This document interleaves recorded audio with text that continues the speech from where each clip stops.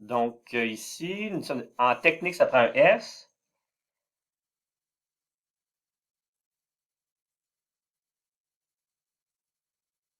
Donc, confidentiel, il y a une faute de français ici.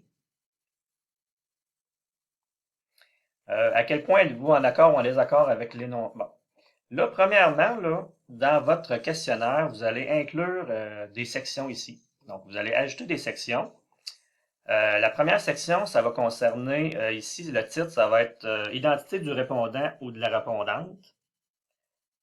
Euh, et vous allez poser les questions générales sur quel est votre sexe, quel âge avez-vous, dans quelle région administrative habitez-vous, quel est votre salaire brut hebdomadaire, quel est votre niveau de scolarité atteint jusqu'à maintenant, donc etc. Vous allez poser des questions d'ordre général qui permettent d'identifier votre répondant. Ensuite, vous allez insérer une autre section dans laquelle, dans cette section-là, vous allez regrouper les questions qui concernent le service à la clientèle. Et vous allez inclure également une autre section qui va regrouper les questions qui sont relatives aux finances de l'entreprise.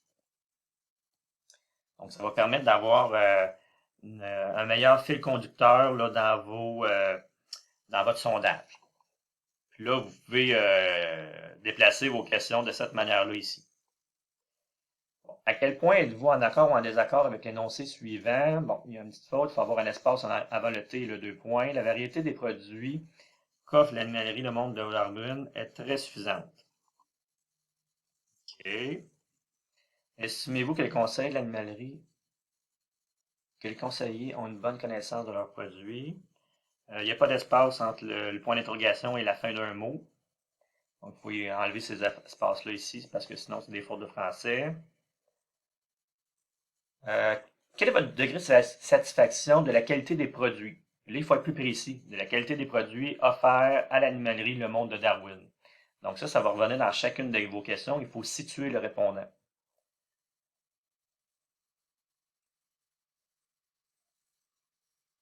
Bon, le degré de satisfaction, on va enlever les parenthèses E parce que c'est un degré de satisfaction. Tu sais, euh, bon, bref, vous pouvez les laisser quand même, là, mais c'est pas la fin du monde. Les conseillers de l'animalerie Le Monde de Darwin sont-ils à l'écoute de vos besoins, oui ou non? Euh, Ici, le 1 étant insalubre et 4 étant propre, vous allez inclure ça plutôt dans la description ici. Donc, vous allez ajouter la description, puis vous allez préciser ça ici, là-dedans, à la place. Donc, comment noteriez-vous la propreté des lieux? Donc, mentionnez que ça concerne l'animalerie en question. OK, donc quel est le niveau de disponibilité des conseillers de l'animalerie pour vous aider? OK.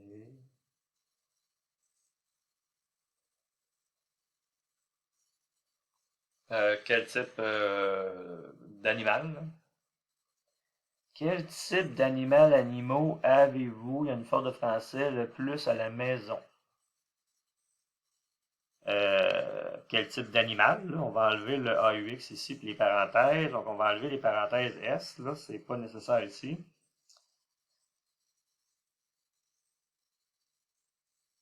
OK. Plutôt que d'avoir autre spécifié, là, vous allez mettre un X à ça. Et il y a déjà cette question-là ici qui est automatique. Puis elle va rentrer. Donc les trois petits points ici. Les trois petits points ici, ça fait en sorte que le formulaire va demander automatiquement oui, mais précisé. Donc il faut le mentionner plutôt avec cette option-là, qui est automatique. Bon, comment évalueriez-vous le service après-vente? C'est pas évalueriez-vous, c'est vous l'évaluez maintenant. Donc, c'est au présent ici, ça se passe au présent. Donc, comment évaluez-vous le service après-vente à l'animalerie? Même chose ici, on va enlever le conditionnel, on va mettre ça au présent. Le prix des produits, OK.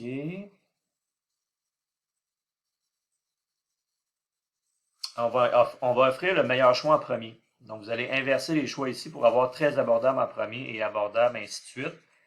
Un peu comme ça aussi. On va mettre le très satisfait au début, puis le insatisfait à la fin. Donc, il va falloir mettre ça à jour dans chacun de vos choix de réponse pour offrir le meilleur choix de réponse, le plus reluisant au départ. Les questions sur le sexe, ça va être au début, dans la section que je vous ai parlé tantôt sur l'identité du répondant ou de la répondante. Plutôt que de mettre une option autre, c'est un petit peu discriminatoire, on va mettre une section neutre. Donc, vous pouvez marquer neutre ici. De quelle ville venez-vous? Donc, vu que c'est une question qualitative, il faut fournir les choix de réponse. Donc, ce n'est pas réponse courte, mais c'est plutôt choix de réponse, vu que la variable, elle est qualitative. À quelle fréquence venez-vous acheter de la nourriture pour vos animaux? Donc là, ils vont répondre souvent, rarement, occasionnellement, jamais, c'est ça? Mais là, si vous voulez dire combien de fois venez-vous acheter de la nourriture par mois, là, ça va être une variable quantitative. Et si vous me demandez à quelle fréquence, ça, c'est une variable qualitative. Donc, c'est un mot qu'ils vont répondre. Donc là, si c'est un mot qu'ils vont répondre, ben, il faut mettre ça en choix multiple, puis me donner les choix de réponse à ce moment-là. Mais si vous voulez que ce soit une variable quantitative, ben là, il faut plutôt mettre une réponse courte ici, puis demander combien de fois par mois ou par semaine, mettons. Quelle est votre année de naissance? Ça va être bien plus simple pour vous autres de demander quel est votre âge. Donc, vous allez savoir exactement, vous ne serez pas obligé de faire 2020 moins 1970 égale quoi, là. Ça va être plus précis. Donc ça, cette question-là, c'est une très bonne question à l'année de naissance. Mais en fait, l'âge, mais il faut la mentionner, il faut l'insérer dans la section sur l'identité du répondant. Oui, très bonne question, celle-là aussi. Quel est votre revenu hebdomadaire brut moyen? Mentionné également en dollars. Et il faut mettre une description ici, appropriée, et une validation de réponse aussi. Donc, la validation de réponse, ça permet d'avoir un nombre qui est supérieur à quelque chose ou qui est un nombre entier, etc. Donc, il faut avoir recours à ça. Donc, pour chacune, en fait, c'est le cas pour chacune de vos questions quantitatives. Pour chaque question quantitative, il faut avoir une description appropriée et une validation de réponse appropriée également. Donc, quel budget mensuel accordez-vous pour les accessoires de vos animaux? Donc, quel budget mensuel, virgule, en dollars, virgule. Même chose ici pour le budget mensuel accordé pour la nourriture.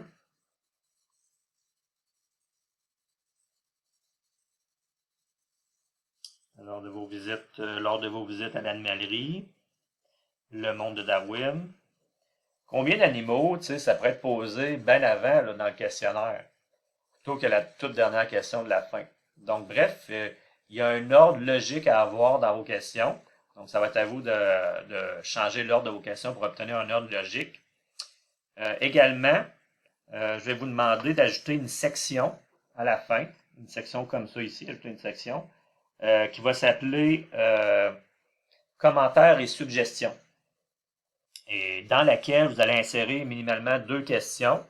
La première question, où ce que vous allez demander à vos répondants de vous fournir leurs commentaires et leurs suggestions quant au service à la clientèle de l'animalerie Le Monde de Darwin. Donc, vous allez leur demander de fournir des commentaires, comment ils peuvent s'améliorer, etc. Qu'est-ce qui est bon dans le service à la clientèle, etc. Donc ça, cette question-là, vous allez rendre ça à réponse courte pour que le monde puisse répondre des mots. Donc, ils vont pouvoir écrire des phrases. Et la deuxième question, à inclure dans cette même section-là, ça va être une question relative qui va demander quels sont vos commentaires et suggestions concernant le présent questionnaire sur lequel vous êtes en train de répondre présentement sur Internet. Donc, vous allez pouvoir obtenir des commentaires sur les personnes qui vont répondre à votre sondage. Sur les commentaires à savoir comment ils ont apprécié l'expérience sur le questionnaire, etc.